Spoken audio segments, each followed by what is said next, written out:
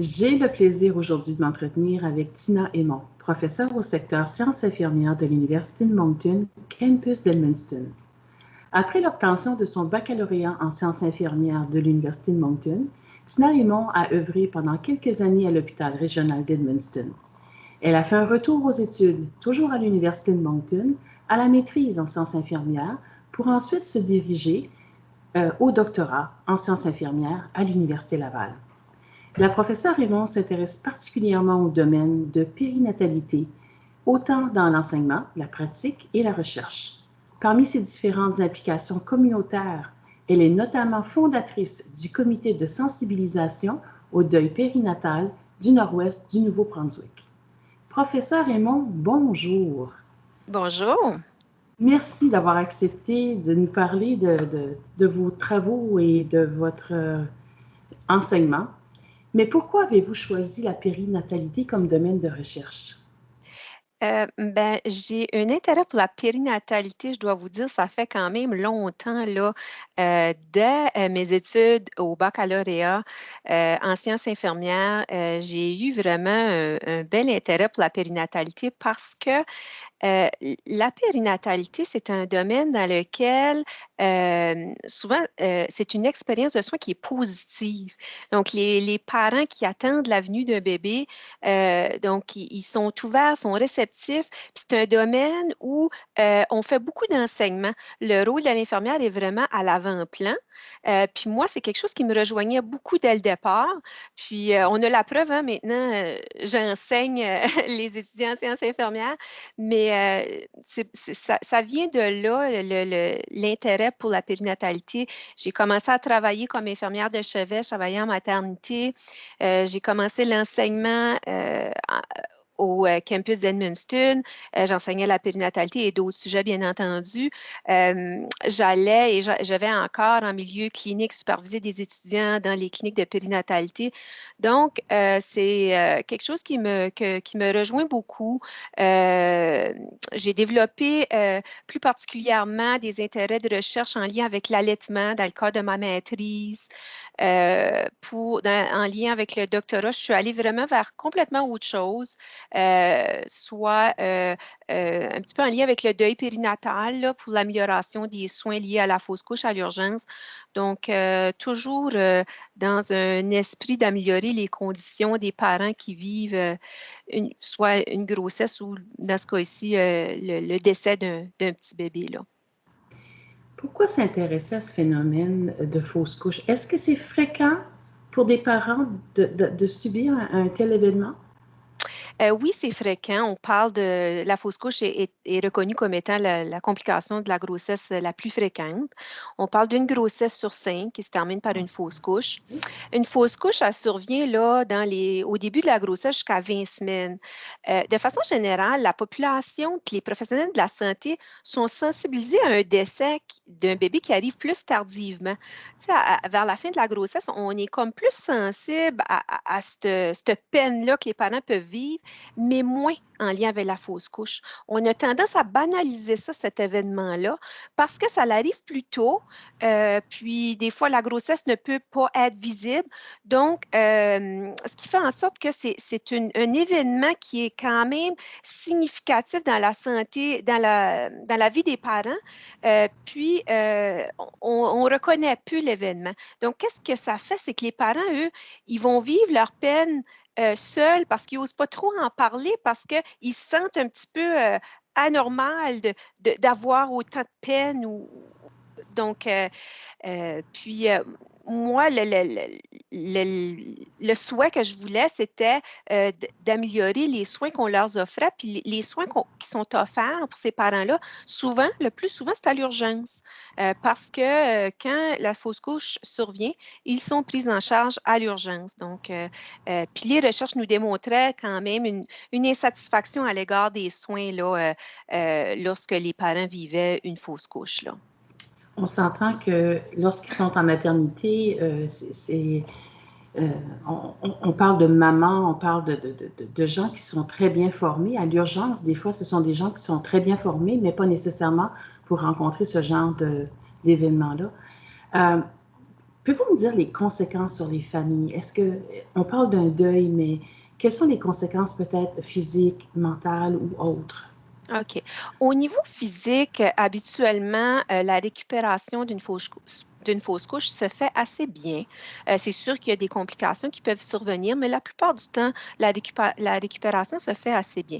C'est au niveau psychologique qu'il peut avoir des conséquences surtout, qui va varier d'une personne à une autre, hein. La signification de la fausse couche va être différente pour chacun, mais les études sont vraiment claires que les parents, surtout la mère, a tendance à être encore plus affectée par la fausse couche. On parle de symptômes dépressifs, de symptômes de deuil. Vous savez, quand on perd un être cher, on vit le deuil du passé avec cette personne-là. Mais quand un couple attend un bébé, dès le tout début, dès qu'ils savent qu'il y a une grossesse, ils sont excités, ils se font des objectifs, des rêves, ils se créent des scénarios, ils se voient avec ce bébé-là.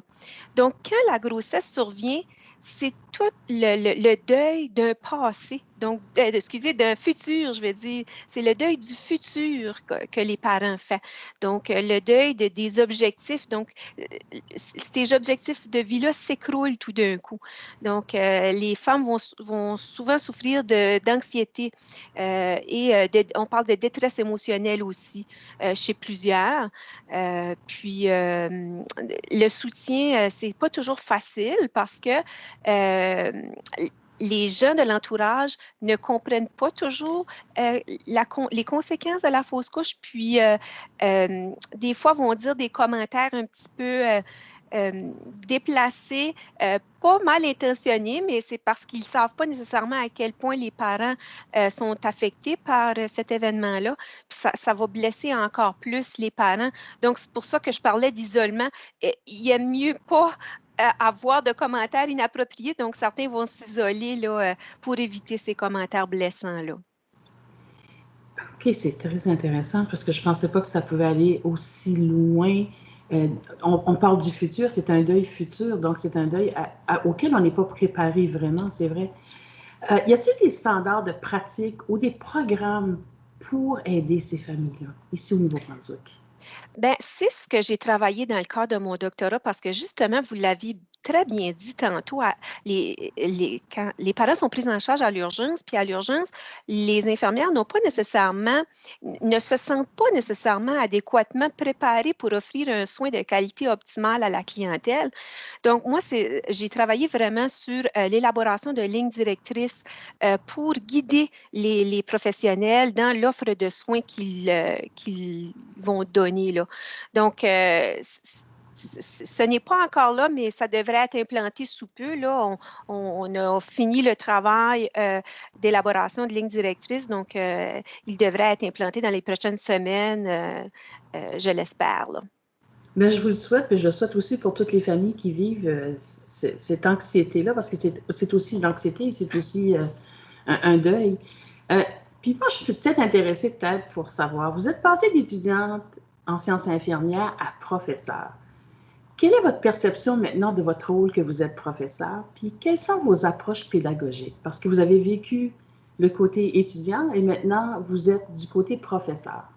Parlez-moi un petit peu plus de ce rôle-là. Bien, moi, je me vois beaucoup comme une accompagnatrice, un guide pour l'étudiant. Nous, en sciences infirmières, on a une approche d'enseignement ou d'apprentissage par compétences. Donc, l'étudiant a quand même un travail à faire pour développer ses compétences, ses savoirs agir. Donc, moi, je me vois là comme étant une personne pour la guider et l'accompagner là-dedans. Pas nécessairement lui donner toutes les réponses, toutes cuites, là, mais les diriger vers les bonnes ressources parce que souvent, c'est des connaissances qui vont plus rester quand l'étudiant va faire le travail lui-même, d'essayer de trouver un petit peu ses propres informations. Mais des fois, on n'a pas le choix de donner des réponses tout cuites, là, mais autant que possible, c'est de les accompagner là-dedans, puis leur offrir les ressources et le soutien nécessaire. Moi, j'aime travailler dans un environnement d'apprentissage qui est positif, interactif avec les étudiants, donc autant de mon côté que du leur. C'est important d'avoir une interaction et d'avoir un climat d'apprentissage respectueux. Donc, je veux qu'on me respecte, mais je respecte aussi mes étudiants, là. Puis, nous, on est chanceux au campus d'Edmundston. On a un petit campus. Donc, les étudiants, on les connaît bien. Donc, ça aussi, je trouve que ça fait partie un petit peu de mon travail, là, le côté humain là, avec les étudiants, étant donné cette proximité-là qu'on a avec eux, des petits groupes, d'être aussi alerte à ce À qu'ils leurs vivent. besoins, oui. Oui, c'est ça. Mm. L'avantage aussi des petits campus, des fois, on se dit, bon, les grandes universités, ils ont des grands projets, ils ont des grandes ambitions. Moi, on a des petites universités comme l'Université de Moncton qui a aussi de très grandes ambitions et des gens passionnés comme vous. Vraiment, vous êtes inspirante. La main-d'œuvre dans le domaine des métiers de la santé est d'autant plus primordiale et essentielle, surtout depuis ce qu'on vit depuis la dernière année. Avez-vous des conseils à offrir à des personnes qui aimeraient se diriger dans la profession d'infirmière ou d'infirmier? Oui, parmi les conseils que je peux dire, ben, au départ, il faut avoir un certain intérêt et motivation envers les études là, en sciences infirmières. Il faut avoir une ouverture pour élargir nos connaissances. En sciences infirmières, je trouve que ce qui est bien, c'est qu'on a différentes avenues, différentes possibilités de carrière. On peut travailler dans différents milieux de soins, on peut travailler auprès de différentes clientèles. Donc, l'étudiant, lors de sa formation, il faut qu'il soit ouvert à ces différentes connaissances-là. Il faut, à quelque part, qu'il s'engage dans ses études. C'est important pour assurer sa réussite. L'engagement là, et d'être responsable dans son apprentissage est vraiment essentiel, là. C'est vraiment les plus grands conseils que j'aurais à donner là, à ce niveau-là. Et d'aimer ce qu'on fait surtout, hein, c'est important. Lorsqu'on aime faire quelque chose, on le fait toujours très bien. Et on prend ça très à cœur. Grâce à vous, on en sait un peu plus davantage sur les complications de la grossesse. Et je vois que vous êtes une personne passionnée. Vous aimez ce que vous faites et on le voit très, très bien dans vos propos. Tina Aymon, professeure en sciences infirmières à l'Université de Moncton, campus d'Edmundston, merci beaucoup, beaucoup d'avoir partagé avec nous et d'avoir pris le temps de nous parler de cette réalité qui, vous me dites, est probablement bientôt avec des programmes ou autres pour aider encore plus ces familles-là qui vivent un deuil. Merci beaucoup encore. Merci à vous, c'était plaisant. Super, merci, au revoir.